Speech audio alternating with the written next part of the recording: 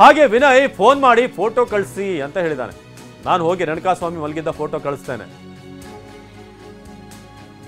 ಏತ್ರಿ ಪವನ್ ಹೇಳಿಕೆಯನ್ನ ಉಲ್ಲೇಖಿಸುತ್ತಿರುವಂತ ಎಸ್ಪಿಪಿ ಈ Stony Brooke ಅಲ್ಲಿ ಇದ್ದಂತ ವಿನಯ್ ಫೋಟೋ ಕಳಿಸು ಅಂತ ಹೇಳಿದ್ಮೇಲೆ ನಂತರ ಬ್ಲಾಕ್ ಸ್ಕಾರ್ಪಿಯೋ ಕಾರ್ನಲ್ಲಿ ದರ್ಶನ್ ಅಲ್ಲಿಗೆ ಎಂಟ್ರಿ ಆಗುತ್ತೆ. ವಿನಯ್ ಫೋನ್ ಮಾಡಿ ಫೋಟೋ ಕಳಿಸು ಅಂತ ಹೇಳಿದ್ನ. ರೇಣುಕಾಸ್ವಾಮಿಯನ್ನು ಕರ್ಕೊಂಡು ಬಂದಿದ್ದಾರಾ, ನೋಡೋಣ ಎಲ್ಲಿ ಅವ್ನು ಫೋಟೋ ಕಳಿಸು ಅಂತ ಇಲ್ಲಿ ವಿನಯ್ ಹೇಳಿದಾಗ ಅಲ್ಲಿಂದ ಫೋಟೋ ಕಳಿಸಿದ್ದಾರೆ ಇವರು. ಏತ್ರಿ ಪವನ್ ಹೇಳಿಕೆಯನ್ನ ಉಲ್ಲೇಖಿಸ್ತಾ ಇರುವಂತ ಎಸ್ಪಿಪಿ ಏನು ಏತ್ರಿ ಪವನ್ ಹೇಳಿಕೆಯನ್ನ ಕೊಟ್ಟಿದ್ದಾನೆ. ನಂತರ ಬ್ಲಾಕ್ ಸ್ಕಾರ್ಪಿಯೋದಲ್ಲಿ ಕಾರ್ನಲ್ಲಿ ದರ್ಶನ್ ಬಂದರು. ಪ್ರತ್ಯಕ್ಷ ಸಾಕ್ಷಿ ಹೇಳಿರುವಂಥದ್ದು ಇದು. ಈ ಬ್ಲಾಕ್ ಕಲರ್ ಸ್ಕಾರ್ಪಿಯೋಲಿ ಬಂದರು, ದರ್ಶನ್ ಒಳಗೆ ಬಂದರು ಅಂತ. ಸೊ ಇದನ್ನ ಈಗ ಸಾಕ್ಷಿಗಳ ಹೇಳಿಕೆಯನ್ನು ಉಲ್ಲೇಖಿಸ್ತಾ ಇದ್ದಾರೆ ಈಗ ಪ್ರಸನ್ನ ಕುಮಾರ್. ಅಲ್ಲಿ ಒಂದು ಫೋನ್ ಬರೋದು, ಏನೋ ವಿನಯ್ ಫೋಟೋ ಕಳಿಸು ಅಂತ ಹೇಳೋದು, ಅದಾದ್ಮೇಲೆ ಫೋಟೋ ಕಳಿಸ್ತಾರೆ ಇವರು. ಸ್ವಲ್ಪ ಹೊತ್ತಾದ್ಮೇಲೆ ದರ್ಶನ್ ಬ್ಲ್ಯಾಕ್ ಕಲರ್ ಸ್ಕಾರ್ಪಿಯೋದಲ್ಲಿ ಅಲ್ಲಿ ಪಟ್ಟಣಗೆರೆ ಶೆಡ್ಗೆ ಎಂಟ್ರಿ ಕೊಡುವಂಥದ್ದಾಗುತ್ತೆ. ಅಂದರೆ ದರ್ಶನ್ ಬರೋದ್ರೊಳಗಡೆ ಇವರು ಅಲ್ಲಿ ಹೊಡೆಯೋಕ್ಕೆ ಶುರು ಮಾಡಿದರು ಅಂತ.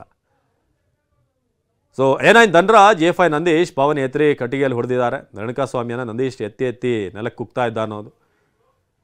ಸೊ ವಿನಯ್ ಫೋನ್ ಮಾಡಿ ಫೋಟೋ ಕಳಿಸು ಅಂತ ಹೇಳಿದಾನೆ ಅಂತ. ಆಗ ಕೆಳಗೆ ಬಿದ್ದಿದ್ದಂಥ ರೇಣುಕಾಸ್ವಾಮಿಯನ್ನು ಎತ್ತಿ ಮೇಲೆ ನಿಲ್ಲಿಸಿದ್ರು. ಕಾರಿನಿಂದ ಇಳಿದ ದರ್ಶನ್ ಎದೆಯ ಭಾಗಕ್ಕೆ ಹೊಡೆದ್ರು.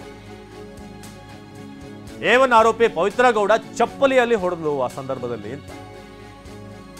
ಗೋವಾದಲ್ಲಿ ರೂಮ್ ಮಾಡ್ತೀನಿ ಅಂದಿದ್ದಲ್ಲ ನೋಡು ಎಂದೆಲ್ಲ ಬೈಯುತ್ತಾ ರೇಣುಕಾಸ್ವಾಮಿಗೆ ಹಲ್ಲೆ ಮಾಡಿದ್ರು. ಇದು ಈಗ ಸದ್ಯಕ್ಕೆ ಎಸ್ಪಿಪಿ ಪ್ರಸನ್ನ ಕುಮಾರ್ ಹೇಳ್ತಿರುವಂತ ವಿಚಾರ. ಏನೇನು ಆಯ್ತು ಆ ಸಂದರ್ಭದಲ್ಲಿ ಸಾಕ್ಷಿಗಳ ಹೇಳಿಕೆ ಆಧರಿಸಿ ನಂತರ ಕಪ್ಪು ಬಣ್ಣದ ಸ್ಕಾರ್ಪಿಯೋದಲ್ಲಿ ದರ್ಶನ್ ಎಂಟ್ರಿ ಕೊಡ್ತಾರೆ. ಸೊ ಎಂಟ್ರಿ ಕೊಟ್ಟ ಕೂಡಲೇ ಇಳಿತಿದ್ದ ಹಾಗೇನೆ ಬಂದು ರೇಣುಕಾಸ್ವಾಮಿಯನ್ನು ಹಿಡಿದು ನಿಲ್ಲಿಸಿರ್ತಾರೆ. ಒಂದು ಹಂತಕ್ಕೆ ಆತನ ಥಳಿಸಲಾಗಿರುತ್ತೆ. ಆತ ಮತ್ತೆ ಸುಧಾರಿಸ್ಕೊಂಡು ಎದ್ದು ನಿಲ್ಲಿಸ್ತಾರೆ. ಅವನ್ನ ನಿಲ್ಲಿಸಿ ನಂತರ ನಿಲ್ಲಿಸುವಂಥ ಸಂದರ್ಭದಲ್ಲಿ ದರ್ಶನ್ ಗಾಡಿಯಿಂದ ಇಳಿತಿದ್ದಾಗೇ ಬಂದು ಜಾಡ್ಸ್ ಒದ್ದಿದ್ದಾರೆ, ರೇಣುಕಾಸ್ವಾಮಿಗೆ ಒದ್ದಿದ್ದಾರೆ ಅಂತ. ಅದಾದಮೇಲೆ ಚಪ್ಪಲಿಯಿಂದ ಪವಿತ್ರ ಗೌಡ ಕೂಡ ರೇಣುಕಾಸ್ವಾಮಿಗೆ ಹೊಡೆದಿರುವಂಥದ್ದಾಗಿದೆ.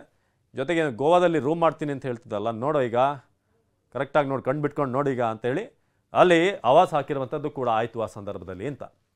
ಸೊ ಇದು ಪ್ರಸನ್ನ ಕುಮಾರ್ ಅವರು ತಮ್ಮ ವಾದ ಮಂಡನೆಯಲ್ಲಿ ತಿಳಿಸ್ತಾ ಇರೋದು. ಪಟ್ಟಣಗೆರೆ ಶೆಡ್ಗೆ ಎಂಟ್ರಿ ಆದಾಗ ಒಂದು ಆರಂಭದಲ್ಲಿ ಈ ETOs ದುರ್ಗದಿಂದ ಬರುತ್ತೆ. ಅದಾದಮೇಲೆ ಎಂಟ್ರಿ ಆದ ಕೂಡಲೇ ಇವರೊಂದಷ್ಟು ಜನ ಮುಗಿ ಬೀಳ್ತಾರೆ. ಆಮೇಲೆ ವಿನಯ್ ಎಲ್ಲಿ ಫೋಟೋ ಕಳಿಸು ಈ ರೇಣುಕಾಸ್ವಾಮಿದು ಅಂತ ಅಂದಾಗ ಸಾಕ್ಷಿಯ ಮೊಬೈಲಿಂದ ಫೋಟೋನ ಕಳಿಸಿದ್ದಾರೆ. ಅದಾದಮೇಲೆ ದರ್ಶನ್ ಎಂಟ್ರಿ ಬ್ಲ್ಯಾಕ್ ಸ್ಕಾರ್ಪಿಯೋದಲ್ಲಿ ಆಗಿದೆ. ಸೊ ಅದಾದಮೇಲೆ ಬಂದು ಇಳಿತಿದ್ದ ಹಾಗೇನೆ ಜಾಡಿಸಿ ಒದ್ದಿರುವಂಥದ್ದಾಗಿದೆ ಅಂತ.